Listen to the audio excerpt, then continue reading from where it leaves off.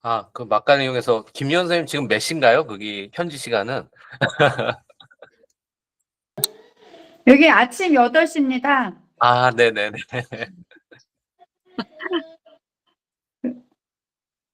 올려주신 자료 잘 보고 있습니다. 네. 아니, 안 그래도 이게 분명히 시차가 있을 텐데, 그래서, 다행입니다. 아침 8시면 그래도 무리하시는 시간 아니실 것 같아서. 네네. 아침에 도시락을 4개씩 싸야 돼요. 그래서, 와. 네, 그래서 밥을 8인분씩 매일매일 아침에 하는데, 네네. 네, 잘 하고, 이제 잘 보내고 앉았습니다. 아이고, 바쁘시네요. 정말 아침에. 네, 아이고. 근데 한국이 그 급식의 안정성이나 여러모로 정말 그런 건 좀 잘 돼 있는 것 같아요. 여기 유기농이라고 해서 제가 자세히 들여다보면, 그러니까 성분 같은 거 다 보는데, 예.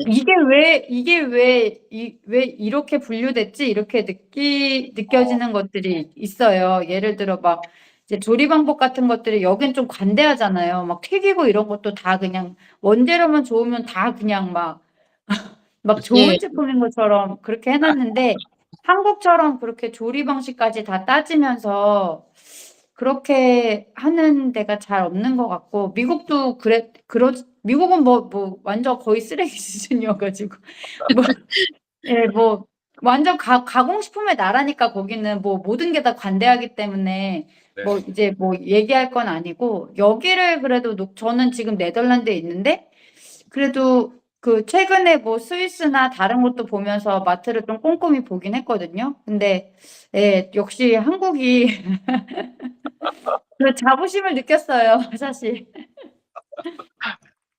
와, 진짜 이런 게 또 생생한 것 같아요. 오히려, 왜냐면 좀 우리는 그래도, 유럽 하면은, 뭔가, 이게 좀 이렇게 우리 글로벌 스탠다드로 딱 했는데, 물론 이제 어느 사회든,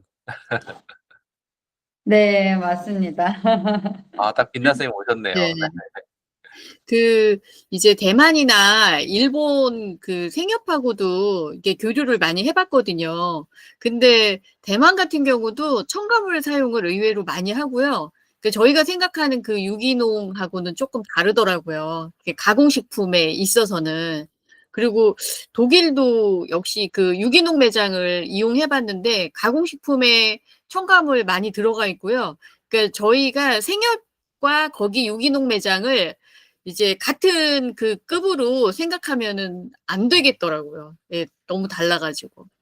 예, 그런 거는 있었습니다. 제가 얼마 전에, 유튜브에 그게 뜨더라고요. 세계 학교 급식에 관한 거를 비교해 놓은 거. 네네. 그래서 그거를 한번 봤거든요. 근데 다른 나라 학교 급식을 보니까 너무너무 단순하고요. 그러니까 거의 저희가 생각하는 패스트푸드 간단하게 주는 그런 수준이 좀 대부분 많더라고요. 그래서 조리법도 다양하고 영양도 골고루 생각하는 급식이 정말 세계적으로 많지 않더라고요. 그래서 근데 우리 그 조리법이 배경을 좀 보니까 미국이 소송이 진짜 많이 걸려서 그러니까 손을 그러니까 뭔가 이제 추가로 가열을 하거나 뭔가 이런 것들을 최소화하는 그 방식을 되게 고집해요. 그래서 하다못해 성찬식을 하러 가도 이렇게 하나씩 다 포장이 돼서 이렇게 찢어서 안에 동전처럼 생긴 이렇게 혓바닥에 녹여 먹이는 쌀과자 동전처럼 생긴 진짜 막 허접한 그런 걸로 하고 더 놀랬던 게 그런 것도 다 비건용이 따로 있어요. 그래서 이게 어릴 때부터 굉장히 단순한 식습관을 이제 딱 치즈 이렇게 몇 개만 딱딱딱 이렇게 빵 이런 것만 먹으면서 자라다 보니까 알러지도 엄청 사람들이 다양하고 그런 데다가 이제 이제 조리법 같은 것들도 많이 발달되지 않은 것 같고 그래서 그게 복합적으로 근데 제일 중요한 거는 이제 편의성도 있지만 소송당하는 그 문제가 생각보다 크더라고요. 그래서 우스갯소리로 제가 어디서 읽었는데 그 무슨 그 영양사 쌤이 이제 아파서 일주일 동안 갑자기 결근하게 돼서 그 교장 쌤이 자기 자주 다니던 한인 식당 사장님한테 가서 좀 SOS 쳤대요. 이거 좀 살려달라. 우리 지금 어떡하냐 해서 일주일만 가게문 닫고 그 급식을 했대요. 그 사장님이. 근데 애들이 와가지고 막 뒤집어진 거예요. 왜냐면은 감자를 맨날 칩으로 그거 튀겨 먹다가 감자 채볶음 같은 걸 해준 거예요. 근데 살다가 그런 거 처음 먹으면 애들이 근데 이거 감자인데 왜 이렇게 맛있어? 이러면서 그걸 남기지 않고 다 먹고 그 사진을 다 찍어서 그 학부모 보는데 올렸는데 학교가 그러니까 뒤집어진 거예요. 어떻게 애들이 이렇게 채소를 많이 나오는데 이걸 다 먹을 수가 있냐고. 그래가지고 아 이게 조리법도 굉장히 중요하구나. 근데 그 한계가 있어가지고 그게 좀 안 되는 것 같더라고요. 네, 아, 우리 이렇게 딱 네. 잘 된 게 우리 이렇게 편하게 얘기하는 동안 그 빛나 선생님께서 딱 네. 오셨어요. 그러면 그러니까 오늘은 제가 이제 먹거리 안전과 관련해 가지고 가공식품 쪽을 조금 말씀드리고 그리고 이제 그 논의를 하려고 하는데요. 제가 가공식품이나 또 식품 첨가물 관련해 가지고는 이게 얘기를 하다 보면 시간이 너무 길거든요. 그래서 한 5시간짜리를 제가 어떻게 짧게 말씀을 드릴 수 있을지 자료를 뺀다고 뺐는데도 불구하고 그냥 그래서 지나치면서 제가 이렇게 말씀을 드리도록 할게요. 그냥 같이 한번 훑어보는 걸로 생각을 해주시면은 감사하겠습니다. 그래서 일단은 여기 이제 가공식품하고 이어서 이제 식품 첨가물에 대해서 한번 보도록 할 텐데요. 선생님들도 공부 다 많이 하셔가지고 제가 네, 말씀드릴 게 있을지 모르겠습니다. 근데 저희가 이제 늘 그 음식 얘기를 할 때 내가 먹는 것이 나다 이런 얘기는 이제 수시로 많이 하잖아요. 그게 그 말을 처음 한 사람이 이제 독일의 루드비 포이에르바흐라는 그 철학자입니다. 그래서 이 사람이 네가 먹는 게 너야 이런 그 표현을 했는데 결론적으로 보면은 결과적으로 저희가 아이들하고 또 배 의원님은 생활을 하시니까 많이 느끼실 것 같아요. 그쵸? 먹는 것과 인성이나 뭐 이런 것들, 성적, 관련이 많다고 이제 얘기를 하는데, 이런 것들이 다 이제 포괄적으로 먹는 것과 또 내가 자라는 환경, 이런 것과 이제 관련이 있을 것 같고요. 그래서 이제 음식이 얼마나 중요한지 이렇게 얘기를 했던 부분이고요. 그리고, 저희가 그 먹거리로 인한 문제가 많이 생기고 있잖아요. 그동안도 이제 계속 있었고, 특히 이제 중국발 뉴스들이 또 많죠. 김치 같은 것도, 예, 또 있고 한데요. 지금 여기 첫 번째 사진 보시면은 아이들이 그 곡식 더미를 이제 두고서 되게 행복한 표정을 짓잖아요. 예, 근데 저희 아이들은 과연 이럴까? 그렇진 않겠죠. 그래서 이제 배고파 본 아이들이, 예, 이렇게 양쪽으로 봤을 때, 이렇게 풍부한 먹거리를 놓고 행복해하는 표정이 있는데, 저희는 이 단계는 아니지만, 과연 우리가 아이들한테 좋은 음식을 제공하고 있는지, 예, 성인, 그, 측면에서 생각을 해보면 그 의무를 다하고 있지 못하지 않나 생각을 합니다. 그래서 이제 이런 먹거리와 관련된 그 사건, 사고들이 끊이지 않고 또 어린이집에서도 그 비용을 줄이기 위해서 아이들한테 이상한 죽이라든가 누룽지를 제공한다는 등 뭐 이런 것들이 이제 저희가 접했던 뉴스의 일부입니다.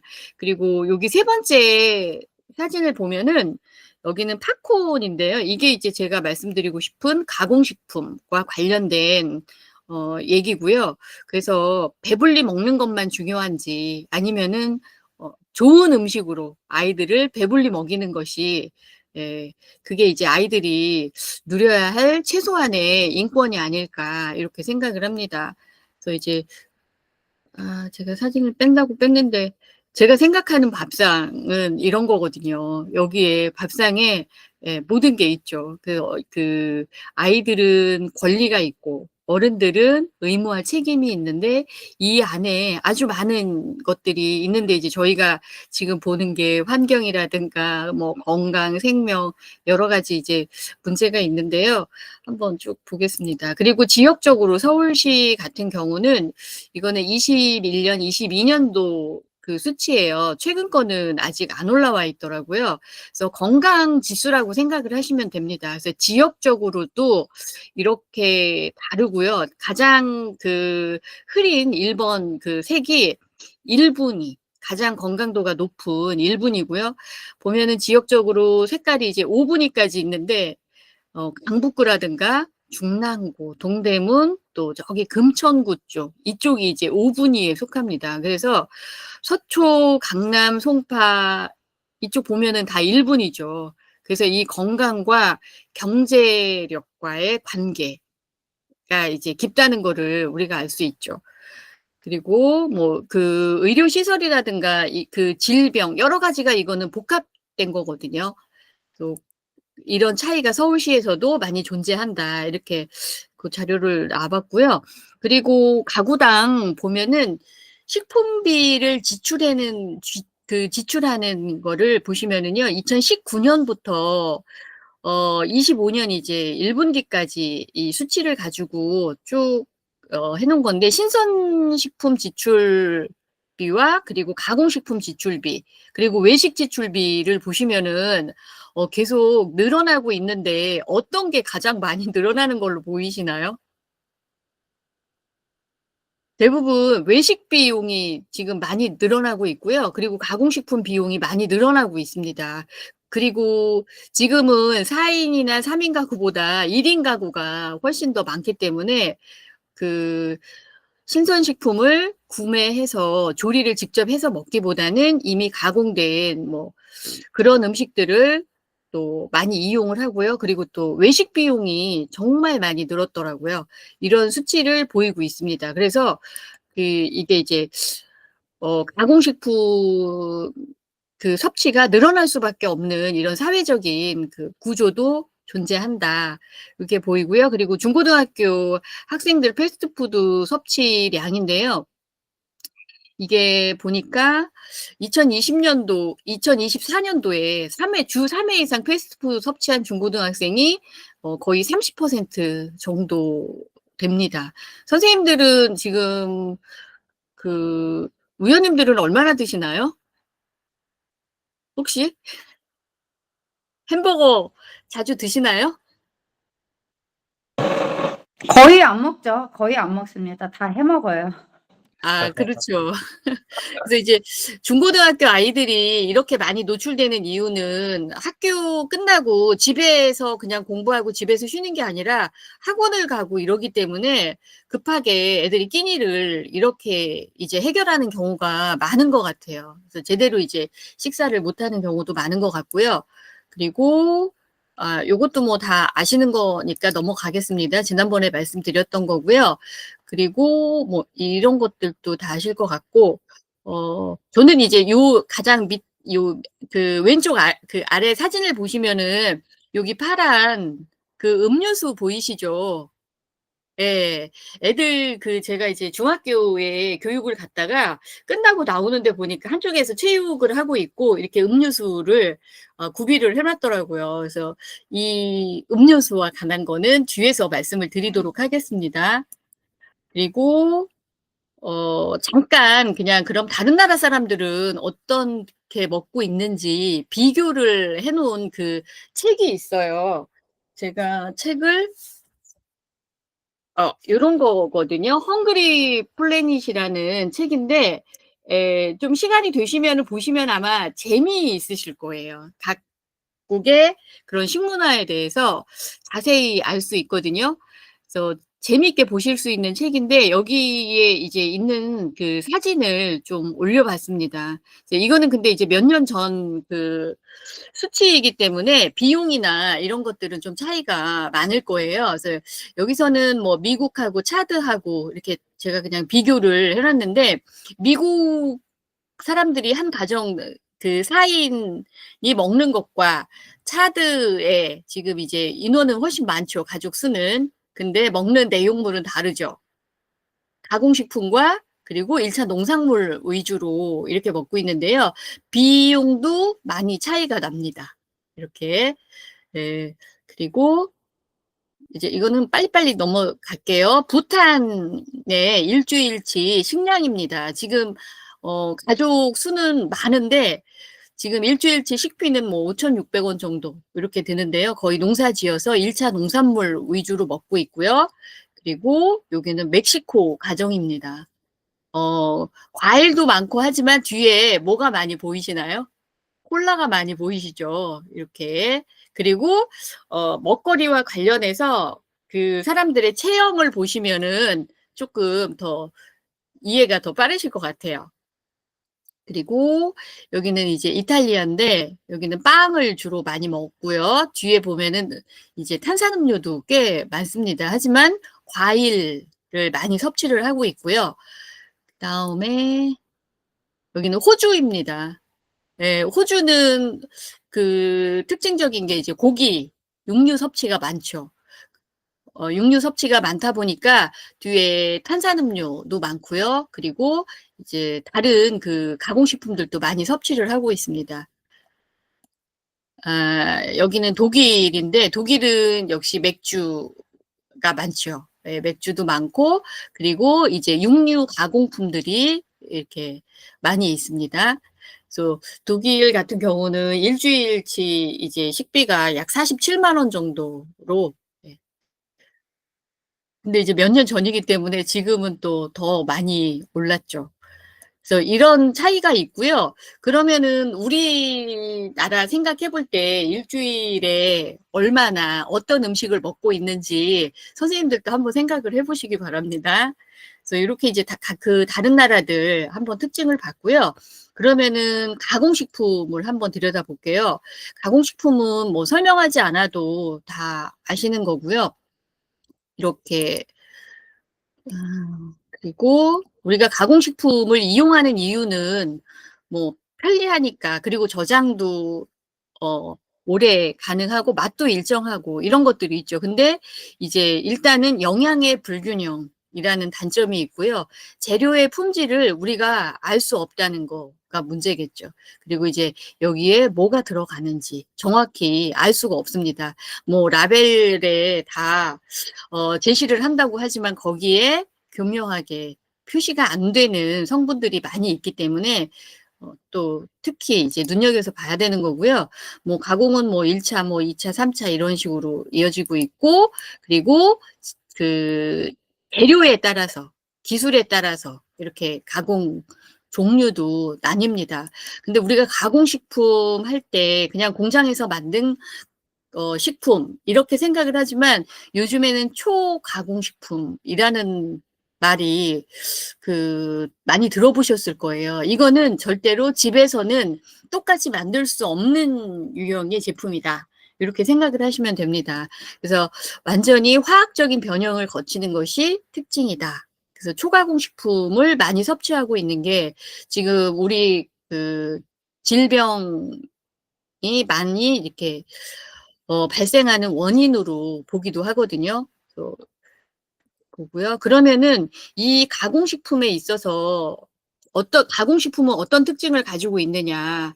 첫 번째로는 정제당을 많이 함유하고 있다는 특징이 있고요. 그리고 두 번째는 트랜스 지방의 문제, 그리고 세 번째는 정제염의 문제, 그리고 식품 첨가물의 문제, 그리고 재료를 들여다봤을 때는 뭐 GMO 재료를 사용하는 거 이런 문제점들이 있거든요.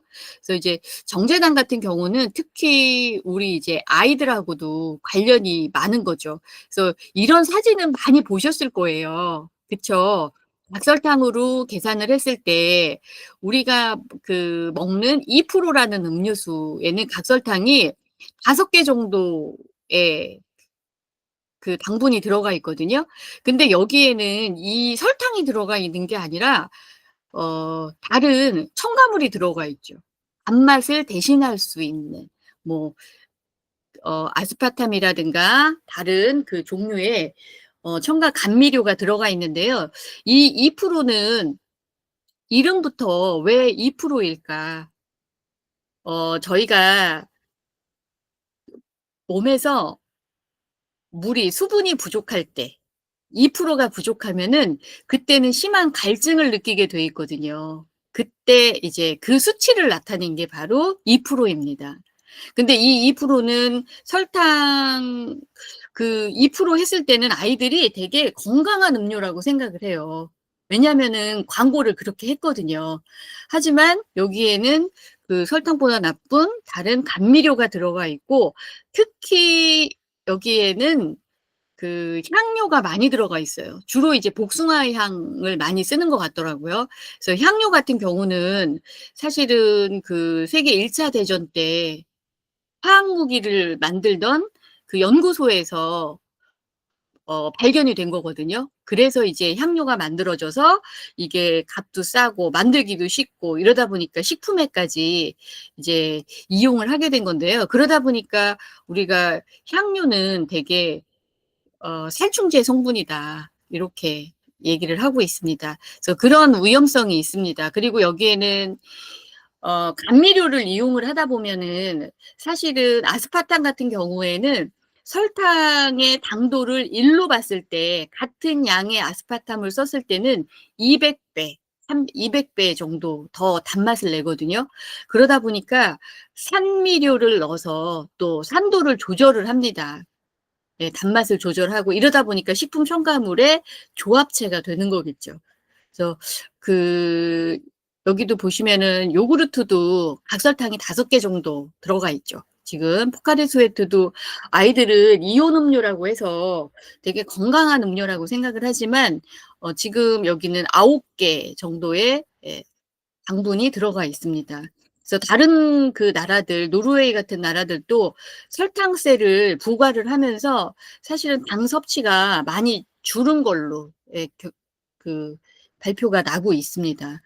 그리고 이제 이 당 섭취로 인해서 다른 질병들, 당뇨라든가 뭐 여러 가지 질병들이 많이 발생을 하고 있는 문제가 있고요. 특히 가공식품을 통해서 섭취하는 당이 이제 문제가 되는데, 우리가 정제당이라고 했을 때는 그 뒤에 제가 뒤에를 한번 보여드릴게요.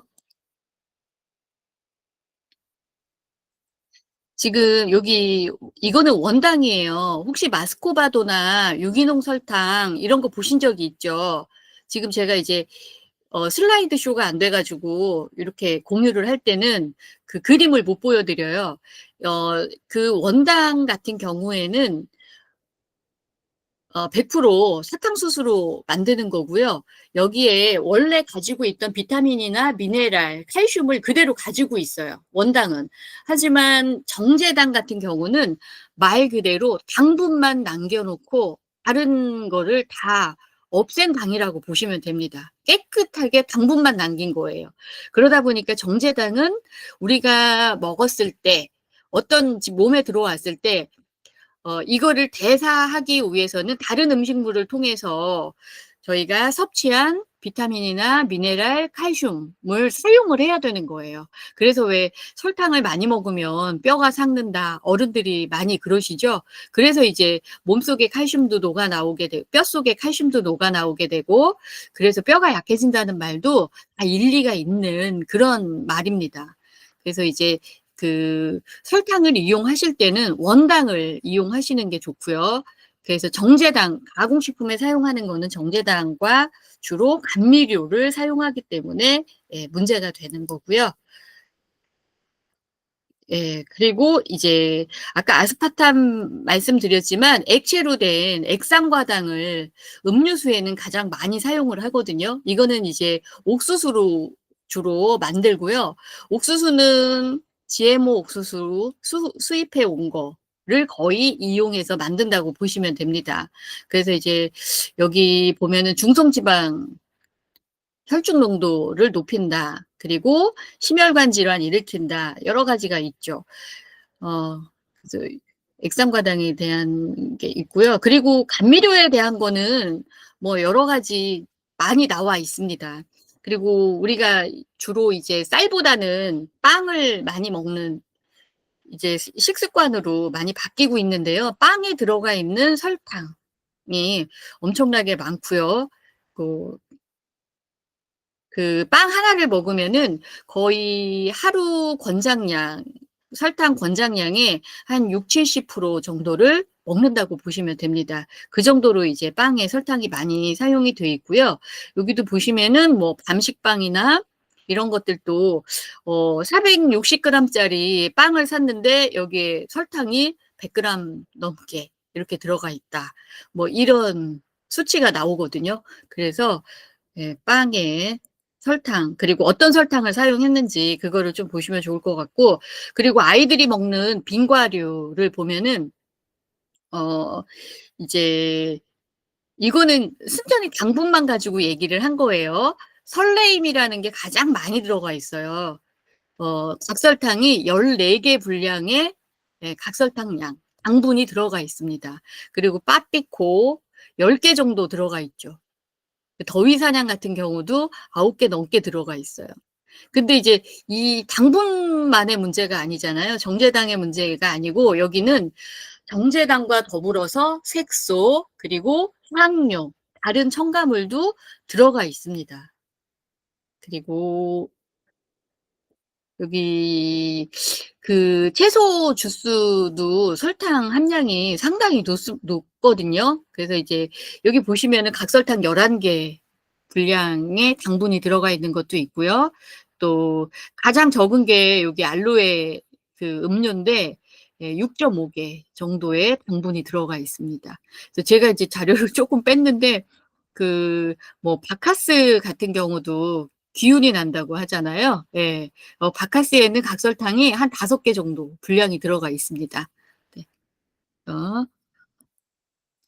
그래서 이제 이 정제당의 문제가 있고요. 그다음에 트랜스 지방의 문제인데 가공식품은 이 트랜스 지방 같은 경우는 원래 그 식물성 지방입니다. 식물성 지방인데 그러면 그 위원님들 삼겹살 같은 거 이제 소고기 구울 때도 마찬가지고 삼겹살을 구울 때도 기름이 뚝뚝 떨어지잖아요. 근데 그 기름보다 훨씬 더 우리 몸속에 들어왔을 때 문제가 되는 게 바로 이 트랜스 지방입니다. 식물성 지방인데 여기에다가 수소를 첨가하면은 고체가 되거든요. 고체형이. 그래서 지하철역이나 이런 데서 우리 토스트 만들어서 팔죠. 네, 토스트 만들어서 팔 때 마가린 같이 생긴 그런 쇼트닝, 덩어리 기름을 많이 쓰는데요. 그게 바로 이 트랜스 지방이라고 생각하시면 됩니다. 그래서 이 트랜스 지방은 반감기가 평균 51일이에요. 그러니까 제가 이거를 2g을 섭취했다. 그러면은 2g 중에서 반으로 줄어드는 시기, 1g으로 줄일 수 있는 시기가 51일인데 저희가 51일 동안 안 먹지는 않잖아요. 그러다 보니까 몸속에 쌓이게 되고 혈관이 막히게 되고 다른 문제들을 일으키게 되는 겁니다. 그래서 이 트랜스 지방은 특히 유방암을 유발하는 물질로도 많이 알려져 있고요. 그래서 이 트랜스 지방이 가장 많이 사용이 되는 거 팝콘입니다. 팝콘 튀길 때 이 트랜스 지방을 많이 이제 사용을 하고요. 그리고 햄버거 만들 때도 많이 쓰이고, 그리고 이제 피자 같은 경우도 트랜스 지방이 많이 있는데 예, 각 마트에서 값싼 피자를 만들어 가지고 그 판매를 많이 하고 있었는데 그거를 이제 한번 거둬들여 가지고 조사를 한 적이 있습니다. 그랬더니 이 수치와 실제로 들어있는 함유된 그 트랜스 지방 양이 엄청난 차이가 있었어요. 그래서 이제 저희가 알게 모르게 이렇게 트랜스 지방을 많이 섭취를 하고 있습니다. 그리고 이제 세 번째가 정제염이에요. 아까 정제당도 마찬가지로 단맛만 남기고 다른 모든 영양소를 제거시킨 상태의 당이라고 말씀을 드렸는데요. 정제염도 마찬가지입니다. 그래서 짠맛만 남겨놓고 원래 천일염이 가지고 있는 비타민, 미네랄, 뭐 칼슘, 마그네슘 이런 것들을 다 없앤 거예요. 그래서 이제 우리가 뭐 한주 소금이나 이렇게 짠맛만 나는 그런 소금이 있죠. 그런 것들은 모두 정제염이라고 보시면 됩니다. 그래서 될 수 있으면 천일염으로 드셔야 거기에 뭐 나트륨, 망간, 유황 이런 그 우리 몸에 필요한 미네랄들을 같이 섭취를 할 수가 있고요. 그 소금을 우리가 이제 나트륨을 섭취를 했을 때 내 몸에서 대사가 되는데 필요한 영양소를 같이 가지고 있다고 생각을 하시면 돼요. 네, 근데 이제 우리가 그 정제염 같은 경우는 음식 짜게 먹지 않기 해서 보건소에서 많이 홍보하고 교육하고 해가지고 지금은 많이 줄어든 상태입니다. 그리고 이 정제 그 나트륨 섭취가 항상 문제라고 얘기를 하면서 어른들도 나트륨 섭취를 줄이기 위해서 음식 조절도 많이 하고 하시는데요. 문제가 되는 나트륨은 가공식품에 들어있는 정제염이에요. 네, 정제염. 그래서 그 우리나라 고유의 어떤 음식 문화를 볼 때 염장을 많이 하잖아요. 장아찌도 있고 이런데 그 여름에 저희가 이제 장아찌를 짭짤하게 겨울에 만들어 놨던 것도 먹고 이러는데요. 그런 것들은 별로 문제가 되지 않는다. 이렇게 전문가들이 또 얘기를 하시거든요. 그래서 가공식품 과자 한 봉지를 먹었을 때 그 과자 한 봉지를 통해서 내가 정제염을 얼마나 섭취를 하는지, 정제당을 얼마나 많이 섭취를 하는지 그런 것들이 문제가 된다. 이렇게 생각을 하시면 됩니다. 실제로 그 그러니까 나트륨 섭취를 줄여야 된다. 이런 이제 어른들이 강박관념이 있는 거예요. 그러다 보니까 저희 이제 이모부도 80이 넘으셔가지고 음식을 드시는데 항상 싱겁게 이렇게 드셨거든요. 근데 어느 날 쓰러지셔가지고 병원에 갔는데 나트륨 부족으로 나왔습니다. 그래서 이제 며칠 병원에 입원해 있으시면서 제발 간을 좀 더 해가지고 음식을 드셔라 이런 처방을 받기도 하셨거든요.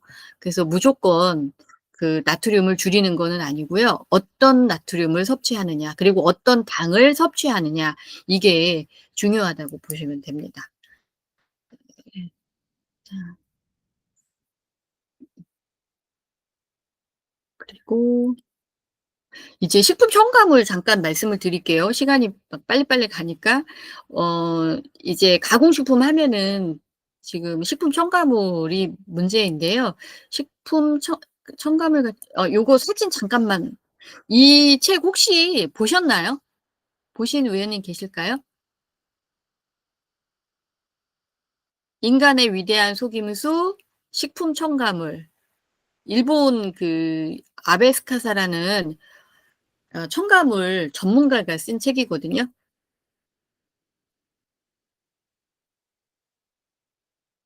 자, 그러면 네. 지금 제가 그냥 설명을 드리겠습니다. 혼자 얘기하려니까 조금 쑥스럽네요. 첨가물은 다 아시죠? 예.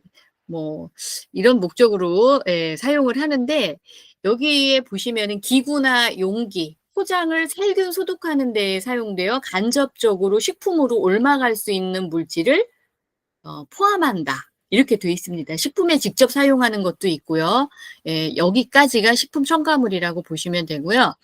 식품 첨가물은 사실은 1966년에 이렇게 40개 품목 기준 그 규격을 마련해 가지고 이때부터 이제 그 등록을 해 가지고 사용을 하게 됐거든요.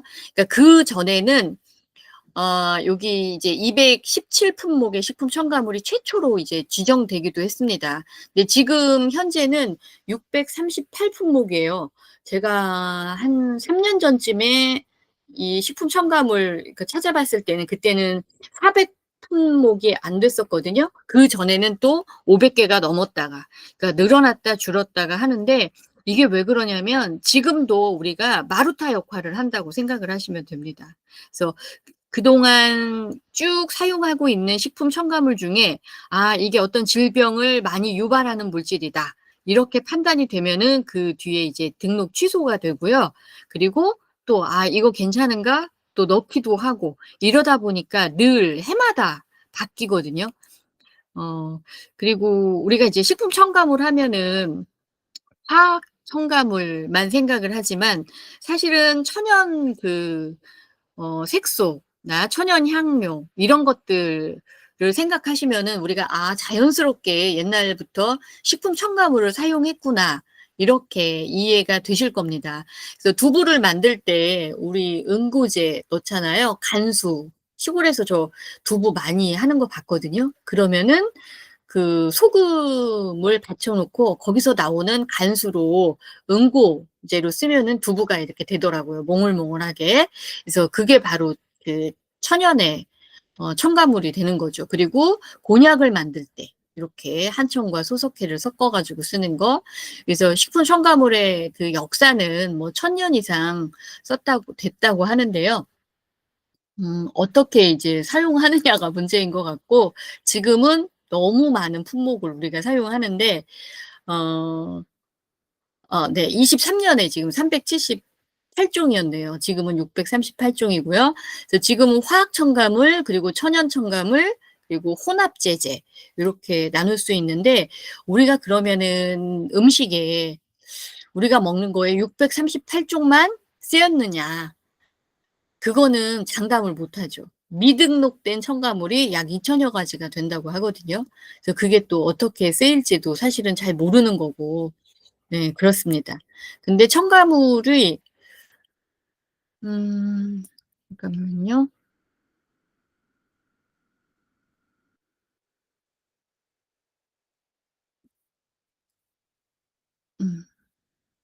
네.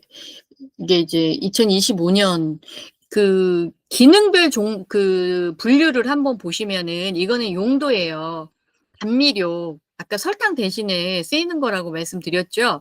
그리고 뭐 산도 조절제나 또 산화 방지제, 뭐 이런 그 다양한 기능별로 분류를 해놓고 그리고 여기에 식품 첨가물이 또 지정이 됩니다. 그래서 감미료 설탕 대신 사용할 수 있는 거는 아스파탐이나 수크랄로스, 사카린, 뭐 스테비아 이런 것들이 있고요. 아주 이 종류가 600종이 넘는 거다. 이렇게 말씀을 드리고 요거를 하나하나 다 보실 수는 없고요. 이런 식으로 분류를 하는데 실제로 식품 첨가물은 세계보건기구는 약 1년 동안 4kg 정도 권장량을 이렇게 정해놓고 있거든요. 근데 실제로 우리나라 국민들은 24.9kg 정도를 먹는다. 이런 또 소비자가 만드는 신문에 보니까 나와 있더라고요. 그리고 여기 이렇게 보시면은 보통 하루에 뭐 100여 가지 첨가물을 섭취한다고 하는데 댁에서 음식을 재료를 사다가 다 해서 드시면은 이 정도까지는 저는 안 드실 거라고 생각을 합니다. 근데 뭐 직장인들 같은 경우에 점심 한 끼 정도는 밖에서 먹게 되죠. 그러다 보면은 아주 많은 첨가물에 이렇게 노출이 될 수가 있고요. 그리고 그 우리나라 같은 경우는 다른 나라도 역시 마찬가지겠지만 그 편차가 좀 크다고 생각을 하거든요. 그래서 그 뭐 생협 매장을 철저하게 이용을 해서 가공식품도 유기 위주로 드시는 분들은 첨가물 노출에 좀 적을 것이고 그렇지 않으면은 첨가물을 또 더 많이 섭취를 할 걸로 생각이 됩니다. 그러면은 이 식품 첨가물의 문제점이 중요하겠죠. 이게 난분해성이라는 거는 뭐냐면 이 첨가물이 우리 몸속에 섭취가 됐을 때 분해가 되면 깨끗하게 끝나겠죠. 근데 그렇지가 않다는 거고요. 이 분해되지 않은 그 첨가물들이 몸에 쌓이는 거. 그리고 지속적으로 문제를 일으킬 수 있는 것. 이런 게 이제 문제가 되겠죠. 그리고 내가 젊은 시절에 먹었다고 그래서 그게 그 시절에 끝나는 게 아니라 내 몸에 쌓여 있다가 내가 60이 되고 70이 됐을 때도 또 문제를 일으킬 수 있는 소지가 있거든요. 그래서 이제 이런 특징들을 가지고 있고요. 또 중요한 건 뭐냐면,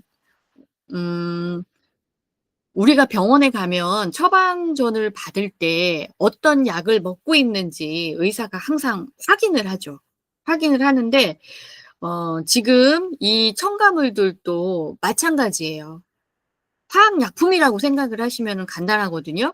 근데 이거를 그 누구도 묻지를 않고 알려주지도 않아요. 이것과 이거는 같이 먹으면 안 된다. 분명히 이런 게 있을 텐데 안 가르쳐 주거든요. 그래서 같이 먹었을 때 이제 문제가 생기는 거죠. 그래서 이제 이런 복합적인 섭취에 안전성 문제가 있고요. 향료 성분, 아까 말씀드렸죠.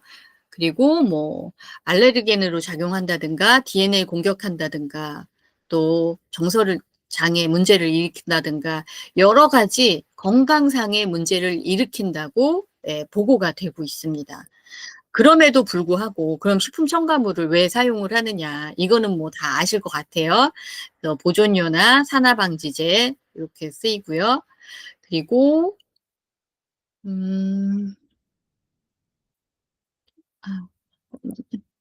들어가시면은 여기 이게 그 첨가물을 안 썼으면 좋겠다 하면은 만들어서 파는 분들은 그렇게 얘기를 해요. 빵을 이렇게 두 가지를 놨을 때 소비자는 바로 예쁜 거를 원한다는 거예요. 그래서 이거는 팽창제를 사용한 빵이거든요. 그래서 팽창제를 사용하지 않을 수가 없다.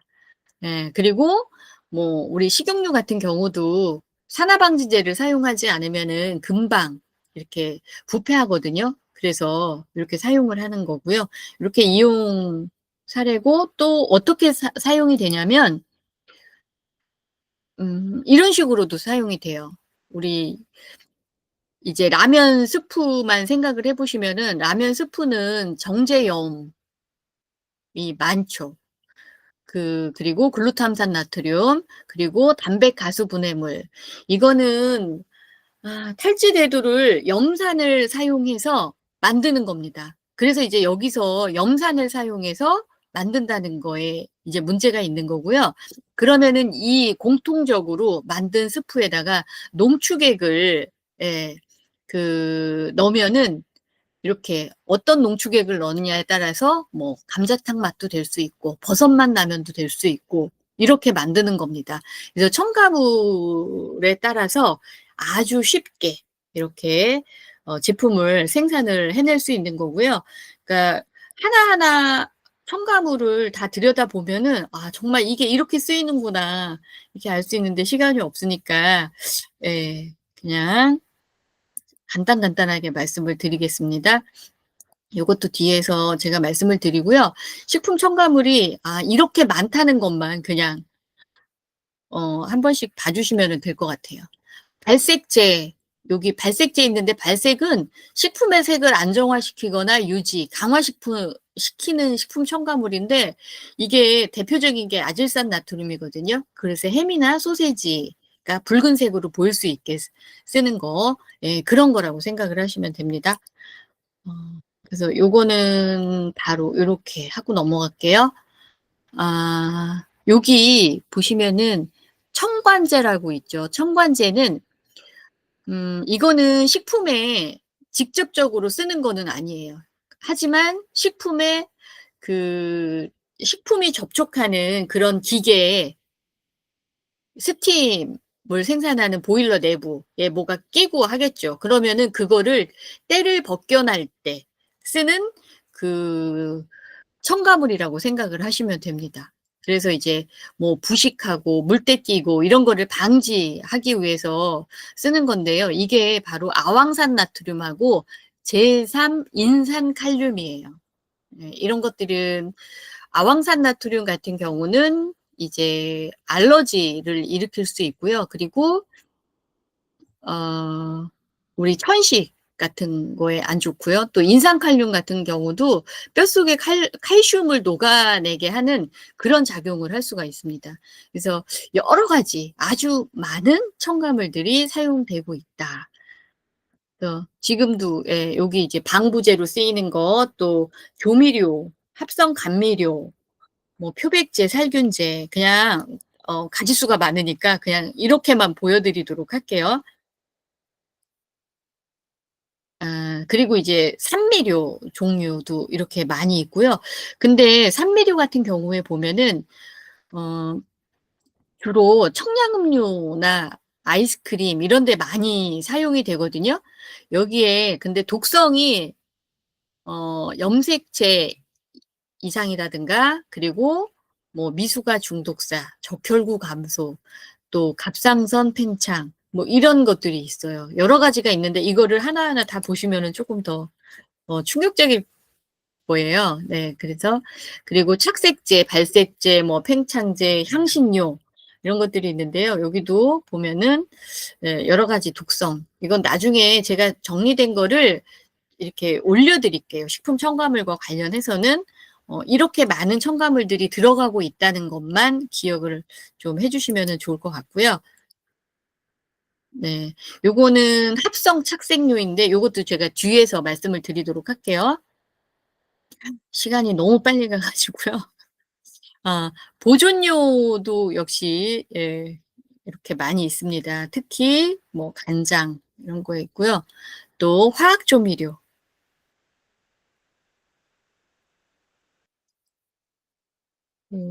그래서 정보를 좀 이렇게 확인을 많이 하시면 좋은데, 이거는 그 인터넷 사이트에 비타민이라는 그 사이트에서 요즘에는 좀 닫혀 있더라고요.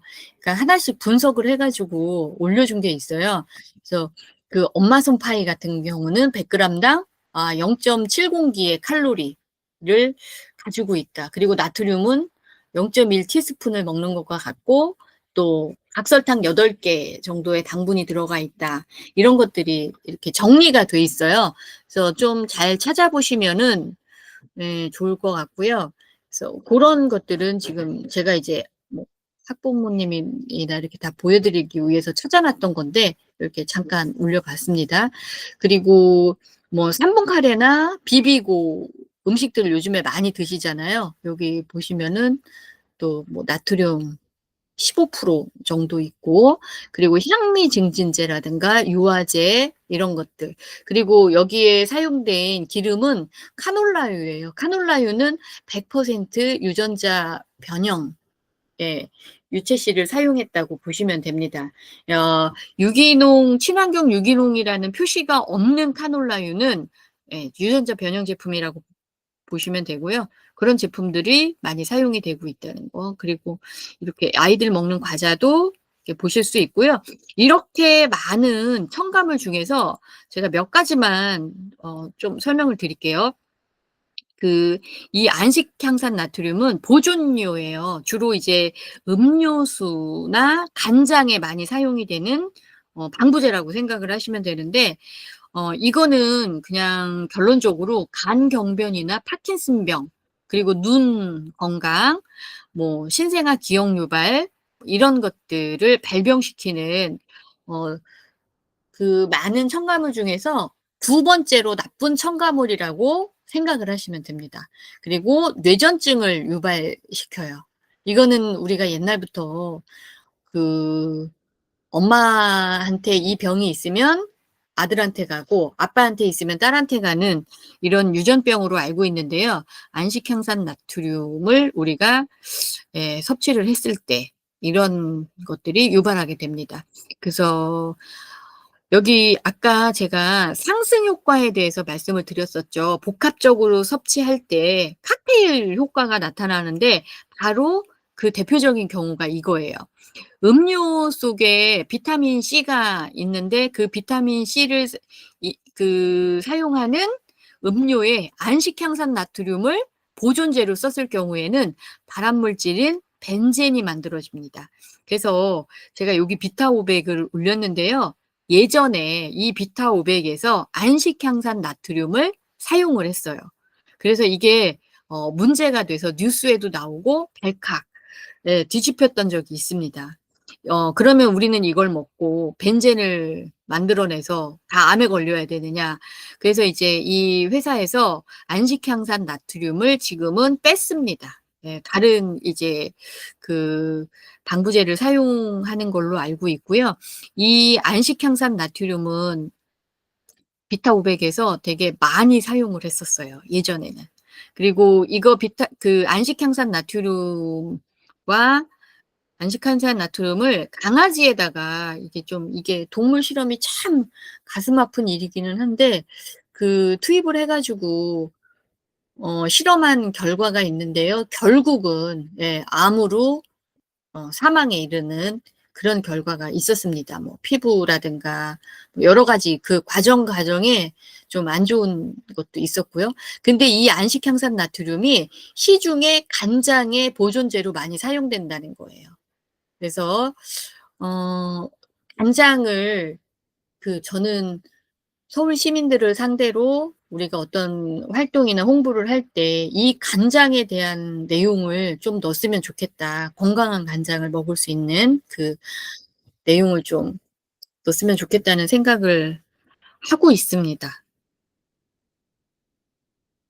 그리고 요거는 아질산 나트륨인데요. 아질산 나트륨은 그 첨가물 중에 가장 나쁜 첨가물 1위로 보시면 됩니다. 아까 안식향산이 2위였었죠. 네, 이건 첫 번째인데요.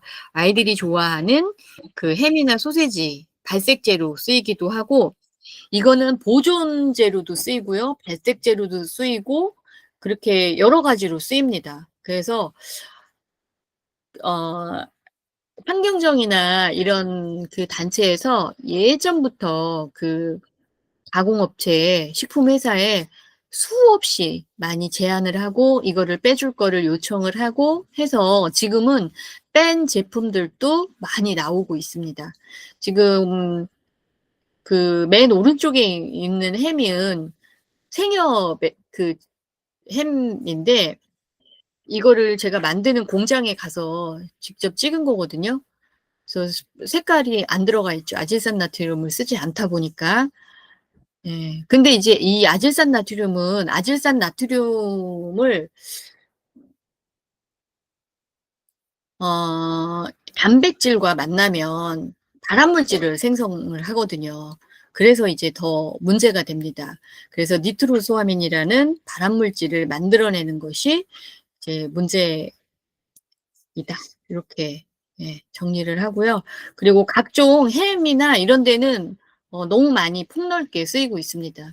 그래서 여기는 그 WHO에서는 어린이용 식품에는 사용을 안 했으면 좋겠다. 권장하고 있지만 우리나라는 애들이 더 많이 먹고 있기 때문에 문제가 되는 겁니다. 요거는 다음에 요 영상은 제가 올려드리도록 할게요. 햄 만드는 영상인데요. 어떻게 만들어지는지. 그리고 아황산 나트륨인데 아황산 나트륨은 그 와인에 폭넓게 들어가 있고요. 그리고 잼이나 또 요즘에는 절임 그 식품에도 많이 들어가 있습니다. 그래서 우리가 시장에 가면은 연근이나 우엉 채 썰어 가지고 이렇게 팔 때 하얗잖아요. 색깔이 물에 담가 놨는데. 근데 집에서 껍질을 벗기면은 금방 색깔이 진하게 바뀌거든요. 그거는 당연히 그렇게 갈색이 되는 게 맞는데 변색이 되는 게 맞는데 시장에서 팔 때 하얀 색깔이 있는 거는 아황산 나트륨을 거기에 투입을 했다는 얘기입니다. 그래서 아황산 나트륨은 식품계의 화장품이다. 이렇게 불리는 거고요. 천식을 유발하는 물질이고 또 되게 천식 환자한테는 복용하면은 엄청나게 위험한 그 첨가물이라고 알고 있습니다. 그래서 그 천식 환자들은 와인을 드실 때도 이 아황산 나트륨이 들어갔는지 꼭 확인을 하셔야 되는데요. 거의 95% 이상이 아황산 나트륨을 쓰고 있습니다. 그래서 그 아황산 나트륨이 들어가지 않은 그런 유기농 그 포도주를 만드는 그 국내에도 있거든요. 그래서 저도 이제 가끔 주문해서 먹기는 하는데요. 잘 골라서 드셔야 됩니다. 그래서 관리를 잘 하시면은 좋을 것 같고요. 그리고 또 문제가 되는 게 구연산이나 뭐 알루미늄 레이크 그리고 글루탄산 나트륨 여기 요거 먼저 말씀을 드릴게요. 알루미늄 레이크는 우리 캔 음료도 많이 드실 텐데요. 특히 이거 찬 거는 그래도 덜한데 겨울에 따뜻하게 이제 온장고에 넣었던 그런 커피라든가 이런 걸 드시면은 거기 이제 환경 호르몬이나 이런 것들이 다 녹아 나와서 저희가 흡수를 하게 되고요. 그리고 고기 구울 때도 이렇게 은박지 많이 사용해 가지고 구우시는데 그러면은 이 알루미늄 레이크라는 첨가물을 많이 우리가 섭취를 하게 됩니다. 그러면 그거는 주로 알츠하이머나 이런 뭐 자폐와 연관이 있고요. 우리가 라면 끓여 먹는 이 알루미늄 냄비도 사용하지 말라 그러거든요. 여기에서 알루미늄 레이크가 녹아 나온다. 이렇게 생각을 하시면 될 것 같고, 그래서, 그래도 라면은 주로 이제 여기다가 많이 끓여 드시는데, 아주 잠깐 끓이는 거, 급하게 끓여가지고 급하게 먹는 라면 같은 경우는 제외하고는, 그러면 우리가 뭐 곰탕을 끓인다든가, 이럴 때는 이 냄비는 절대로 쓰시면 안 되겠죠. 네, 그리고 구연산 같은 경우는 구연산 자체에 문제가 있는 게 아니라 구연산은 이 알루미늄 레이크나 이런 그 중금속을 흡수를 도와주는 역할을 합니다. 그래서 이거는 뭐 구연산 같은 경우는 자체적으로 문제가 뭐 심각하거나 그런 거는 아니고요. 그리고 우리가 이제 그 조미료 글루탐산 나트륨 벌써 시간이 예. 그래서 이 글루탐산 나트륨 같은 경우는 그 신경세포의 독이라고 표현을 합니다. 그래서 중국 음식 증후군이라든가 또 알츠하이머, 파킨슨병, 다발성 경화증 이런 그 질병을 일으키는 물질로 발표가 되고 있고요. 혹시 중국 음식 증후군이라고 들어보셨나요? 못 들어보셨나요? 중국 음식 증후군은 어떤 거냐면 이제 왜 이런 이름이 붙었냐면은 미국에 살고 있는 중국인 교수가 자기네 이제 음식이 먹고 싶어서 중국 음식점에 가서 미국에서 가서 이제 중국 음식을 먹고 나면은 입술이 마비된다든가 얼굴이 이제 경련이 온다든가 이런 거를 자꾸 경험을 하게 되는 거예요. 그래서 그거를 얘기를 했더니 나도 그렇다. 이런 사람들 같은 경우의 사람들이 많이 늘어난 거예요.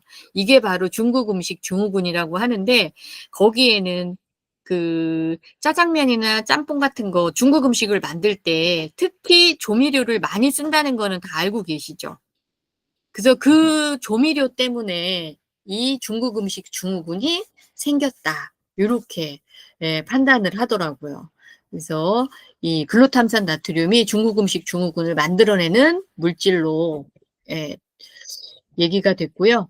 그리고 뭐 피부 건조라든가 이런 걸로 이제 얘기가 되는데, 그래서 요즘에는 그 제품을 보면은 글루탐산 나트륨이라고 명시가 되지 않아요. 라벨에. 라벨에 그런 게 별로 안 되고 어떻게 되냐면 효모 추출물 이런 식으로 표시가 되거든요. 그리고 칼슘 글루탐산, 마그네슘 글루탐산 이렇게 표기를 해요. 그러면은 우리가 글루탐산 나트륨 조미료가 아닌 것처럼 느껴지거든요. 그리고 무슨 양파맛 시즈닝 뭐 이런 식으로도 표기가 됩니다. 근데 그것들은 모두 다 글루탐산 나트륨을 사용하고 있다. 그리고 표기 자체를 좀 부드럽게 눈속임하기 위해서 바꾼 거라고 생각을 하시면 됩니다. 그리고 특히 아이들한테 안 좋은 거는 이 타르게 색소겠죠. 석탄이 주 원료가 되는 거고요. 여기에서 추출된 거고 그 타르게 색소는 뭐 여러 가지 요걸로 한번 보여드릴게요. 이렇게 이제 그 색깔별로 녹색이나 뭐 적색, 또 청색, 황색, 이 황색 4호는 그냥 우리가 아는 노란색이고요. 그리고 황색 5호는 환타, 에 들어가 있는 환타 색깔이라고 보시면 됩니다. 그래서 오렌지색이고요. 환타가 바로 이 황색 5호를 사용한 겁니다.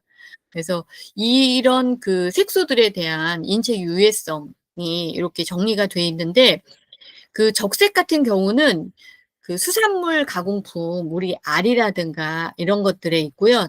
또 절임식품이나 또 녹색 같은 경우는 어디서 볼 수 있을까요? 우리 쑥떡이라고 판매하는 떡에 많이 들어가 있고요.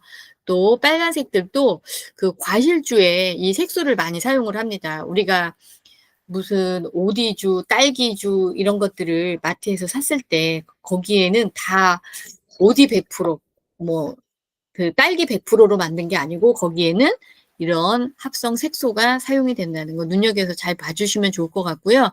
아까 제가 그 음료수 보여드렸었죠. 학교에 있었던 거.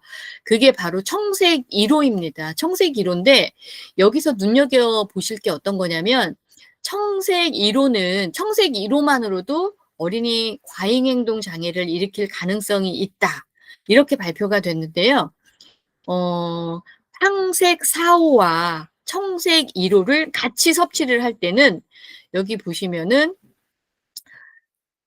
세포 증식과 관련한 이상이 이제 생기는 거를 확인할 수가 있습니다. 이게 연구 결과로 나와 있는 거거든요.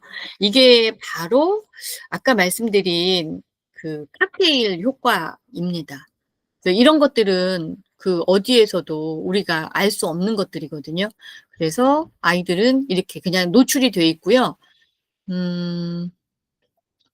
요 정도. 그리고 빨간색 그 색소일수록 암과 관련이 더 깊다는 거 이렇게 많이 나와 있습니다. 그리고 이 초콜릿이 만들어지는 동영상인데 이거는 나중에 제가 공유해 드릴게요. 요거를 보시면은요. 아까 파워에이드하고 이거 환타죠. 이게 가운데 있는 황색 5호 이게 환타 추출한 거고요. 그리고 이것들은 다 그 초콜릿 에서 물을 뺀 겁니다.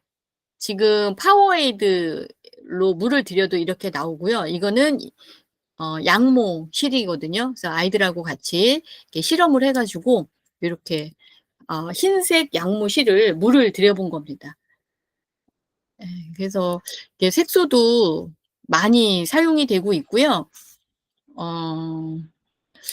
이거는 좀 그런데 뭐 색소라고 해서 코치닐 색소라고 해서 뭐 천연 색소이긴 하지만 이런 연지벌레에서 나오는 색소이고요. 이런 것들이 코치닐 색소, 여기 추출 색소 나오죠. 이렇게 보면은 아이들이 먹는 빙과류에도 사용이 돼 있고요. 여기 보시면은 물엿이 있어요. 물엿. 물엿은 방부제가 엄청나게 많이 들어가고 그리고 옥수수로 만든 거는 다 GMO 옥수수로 거의 만든 거고요. 이거는 그냥 실온에 몇 년을 놔둬도 상하지 않는 제품입니다. 그만큼 첨가물이 많이 들어가 있다는 얘기고요. 그리고 액상과당 아까 말씀드렸죠. 또 사과 농축액 이렇게 해서 만들어지는 거예요. 이 하나가 첨가물이 많이 들어가 있죠. 그리고 뭐 하나하나 다 말씀드릴 수는 없고요. 캐러멜 색소 같은 경우는 전 세계 그 색소 시장의 80%를 차지하는데 콜라, 뭐 우리 족발 집에서 삶으면은 이런 색깔이 안 나오거든요. 시중에서는 이 캐러멜 색소 사용하는 거고 짜장면도 마찬가지고요. 심지어 누룽지 실제로 구워서 이렇게 노릇노릇 탄 채로 파는 거는 별로 없을 것 같고요. 공장에서 나오는 거는 다 색소 처리를 해서 나오는 거다. 이렇게 폭넓게 사용이 되고 있습니다. 그래서 제가 다 보여드릴 수는 없고, 그러면 첨가물 그냥 대표적인 그 예로, 편의점에서 아이들이 손쉽게 사 먹는 그 삼각김밥 있죠. 삼각김밥에는 첨가물이 약 20여 종이 그 사용이 되고 있거든요. 20여 종 정도? 혹시 다 드셔보셨죠? 냉장고에 있어도 부드럽고 맛있잖아요. 예. 그 냉장고에 있으면서 삼각김밥 아니라 도시락 밥도 딱딱하지 않고 맛있는데 우리가 밥을 냉장고에 집에서 넣어놓으면 딱딱해서 못 먹거든요. 그게 다 모두 첨가물의 힘입니다. 그렇게 부드럽게 먹을 수 있는 게. 그래서 지금 너무 양이 많아서 제가 다 말씀드리는 수는 없고요. 그래서 첨가물 뭐 이렇게 덜 먹기 위한 방법 이래서 여러 가지 뭐 나와 있기는 해요. 근데 이거는 한계일 뿐이고요. 이게 다 해결이 되지는 않거든요.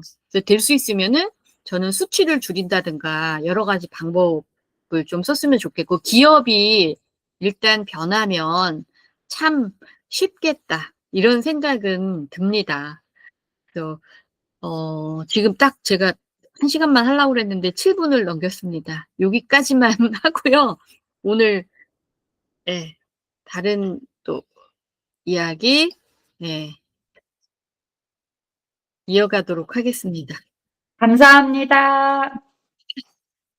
제가 이제 그 질병과 관련된 부분이나 이런 것들을 그 뺐거든요. 그리고 환경에 미치는 영향 이런 것도 이제 그 다 빼가지고 다음에 기회 있으면은 또 그런 얘기들은 또 그 묶어가지고 또 한번 말씀을 드리는 기회를 보도록 하겠습니다.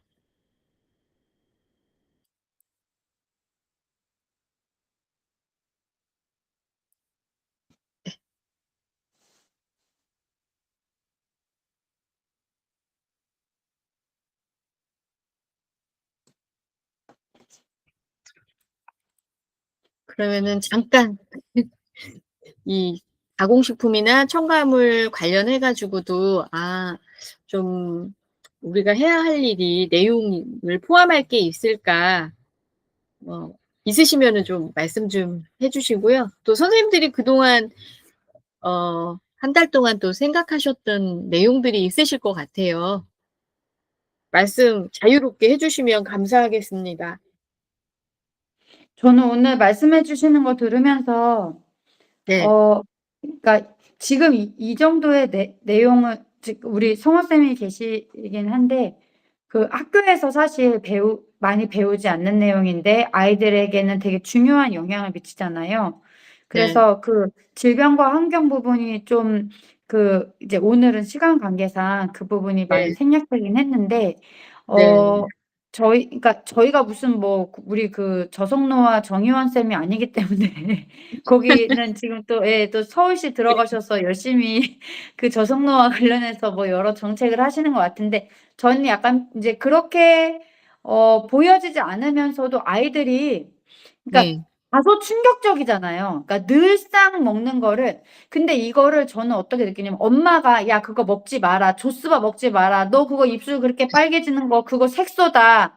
아무리 얘기해 스크루바 빨아먹지 마라. 그런 거 얘기를 해도 애들이 이제 당연히 안 듣거든요. 안 듣는데 이거를 아이들 그리고 청소년 그러니까 아주 뭐 1, 2, 3학년은 조금 어려울 수는 있는데 한 이제 초등학교 고학년이나 중고등학교 특히 그 중학생들을 대상으로 해서 이 부분이 알기 쉽게 그래픽화되면 그게 그 네, 서울시에서 그 네, 오프라인 배포는 의미가 없을 것 같고 그냥 이제 네, 온라인으로 이렇게 쭉 처음부터 끝까지 다 읽고 뭐 도장 쌓기 뭐 챌린지 비슷하게 해서 아이들에게 좀 알려지는 그래서 그 이제 조회수를 높이는 방식의 그런 것들이 조금 약간 인터랙티브한 그런 이제 웹페이지로 개발되거나 한다면, 그러니까 그게 그렇게 막 엄청 비싼 돈이 드는 건 아니거든요. 그 생각보다 사업비가 요새는 웹페이지 개발이 굉장히 저렴해져가지고, 그래서 애들이, 그러니까 지금 들은 것만 해도 이게 보존제가 뭔지, 그러니까 되게 막 이게 내용이 복잡하니까,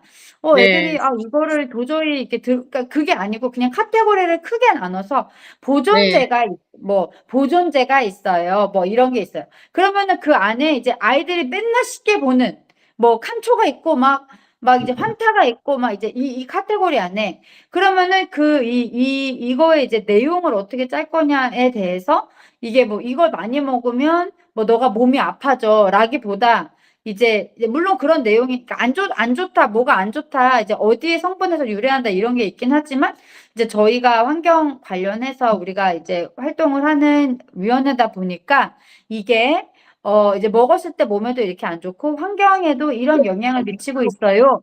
라는 내용이 이제 빅 카테고리마다 하나씩 이렇게 쉽게 알기 쉽게 담겨 있다면 그냥 무심코 그냥 이렇게 계속 먹던 거 있잖아요. 그런 거를 이래서 엄마가 자꾸 그거 잔소리 하는구나라는 것들이 조금 시각화돼서 전파될 수 있는 내용이면 너무 좋을 것 같아요. 오늘 너무 유익했거든요. 감사합니다. 아유, 급하게 그냥 이게 내용이 많은데 이게 설명을 자세히 드릴 시간이 없어가지고 예, 그냥 훑기만 했습니다. 근데 아이들하고는 사실 초등학교 애들하고는 색소 부분을 가장 많이 하거든요. 근데 우리가 이제 2010년도부터 그 아이들 기호식품에서는 그 화학 색소를, 합성 색소를 빼는 걸로 법률이 개정이 됐거든요. 그런데도 불구하고 지금 아이들은 여러 가지 뭐 제한 없이 먹고 있잖아요. 그래서 그런 것들이 어떻게 저는 제재가 됐으면 좋을지 그런 부분도 좀 관리 부분도 생각을 해보는 게 좋을 것 같아요. 그러니까 그 우리나라는 기업에 너무 관대하잖아요. 네, 좀 그게 가장 안타깝죠.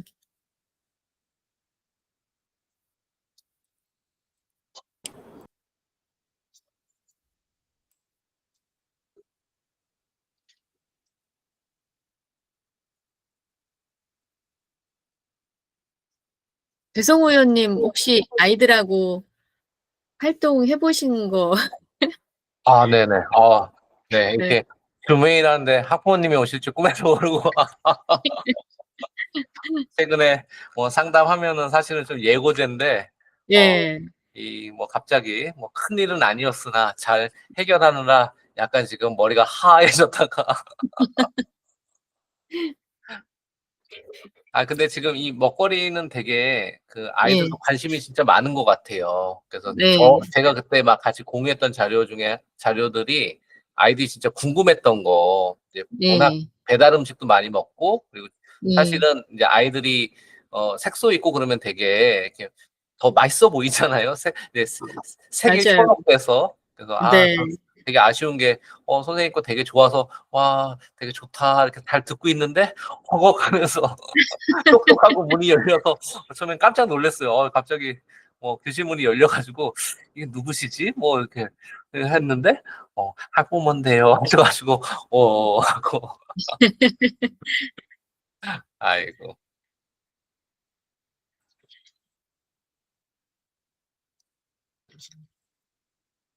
음. 박빛나 의원님, 의견 없으세요? 문자로 이렇게 주셨는데요. 회의 중 메시지로 이렇게 말씀이 안 되신다고 아까 전에 말씀해 주셔서. 아유, 네, 제가.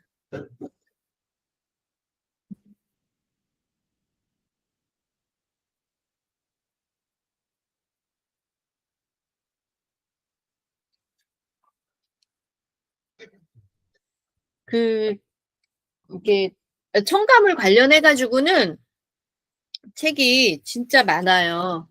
이렇게.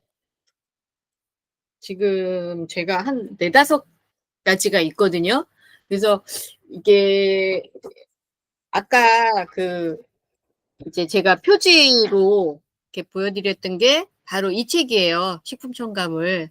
그래서 이거는 그냥 쉽게 볼 수 있어서 아이들도 예, 잘 볼 수 있을 거예요. 고학년 같은 경우는. 그래서 뭐 같이 보시는 것도 좋을 것 같고요. 배 의원님 같은 경우는 너무 하실 게 많으셔가지고.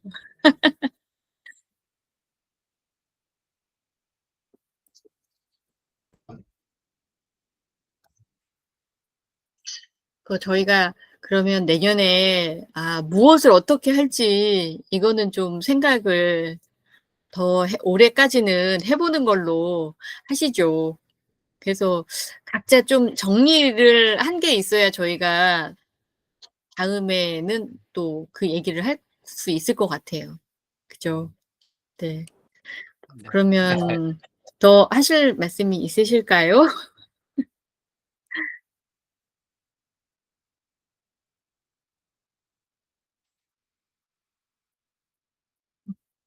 네. 그럼 오늘 이만 할까요? 네. 네. 오늘 그럼 여기까지 하고요.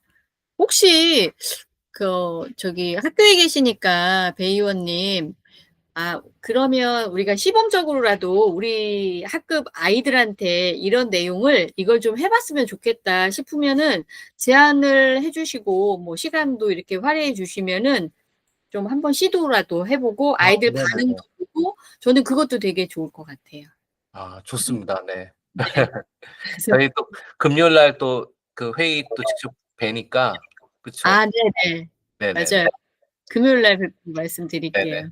그래서 좀 12월 되면은 좀 이제 진도도 다 좀 나가고 그러면 훨씬 여유가 있을 것 같습니다. 네네. 예예. 예, 감사합니다. 네덜란드에서 잘 지내시고요. 네, 감사합니다. 다음에 또 네. 회의 때 또 뵙겠습니다. 뵐게요. 네. 고생 네. 많으셨습니다. 네.